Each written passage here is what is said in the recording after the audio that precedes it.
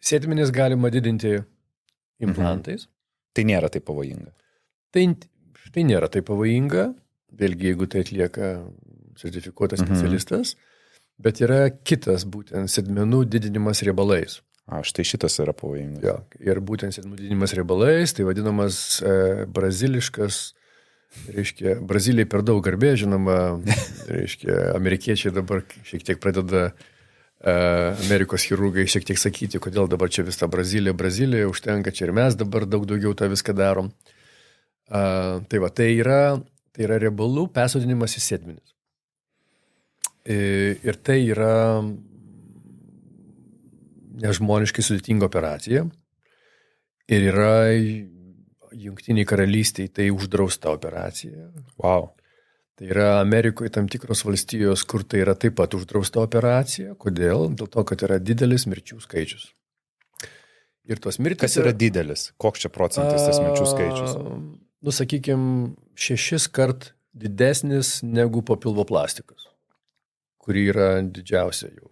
Didžiausia rizika susijusi su trombemboliniam komplikacijom. Tai čia yra riebalų embolija. Ir tai pasireiškia tuo, kad tu tuos riebalus iš kažkur atsiurbi.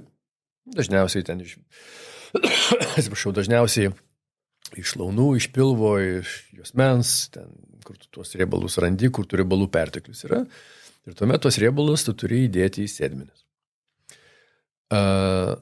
Ir tu gali šiek tiek su kaniulė vos per giliai patekti ir tu gali tų riebalų sušvirkšti į kraujagyslę.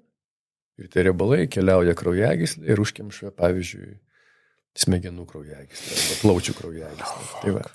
Tai buvo, man teko skaityti nuo 2019 metų iki 2023 metų, aš dabar bijau sumeluoti, man atrodo, 40 Jungtinės karalystės gyventojų, moterų, žuvo Turkijoje atlikus tą operaciją, kadangi jinai uždrausta UK, tai pacientės nori tos operacijos ir vyksta į Turkiją.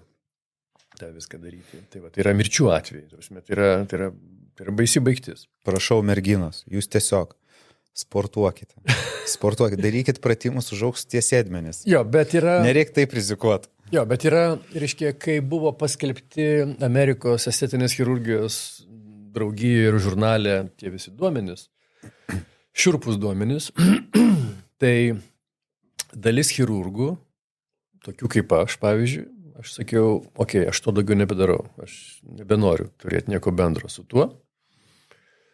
Bet kiti, kurie sakė, tada mes turim kažką tobulinti, kažką daryti, kad ta operacija nebūtų tokia rizikinga. Tada galvoti, o kaip čia padaryti, gal čia kaniulė kitokia turėtų būti, gal ta kaniulė turi būti tam tikros formos, kad kuo saugiau tą viską padaryti. Bet aš sakyčiau, aš nesu prieš tą operaciją, tiesiog aš jos dabar šiuo metu neatlieku operacijos, kadangi aš sakyčiau, auksinis standartas šiuo metu tai yra atlikti echoskopijos pagalbą. Tai yra, tu su kaniulė esi viduje ir tu matai su echoskopu, kiek tu gilėjasi. Nes visa esmė yra tokia fascija, toks kietas dangalas, kurio tau nereikia pradurti. Nes jeigu tu pradursi fasciją ir tu būsi giliau, kur yra stambios kraujagyslės, tu gali patekti į kraujagyslę ir turėti bėdą. Tai patys geriausi, pavyzdžiui, Jungtinės Amerikos valstijos, Brazilijos ar ten kitų šalių, kurie tuos dalykus daro, jie tai daro echoskopijos kontrolėje.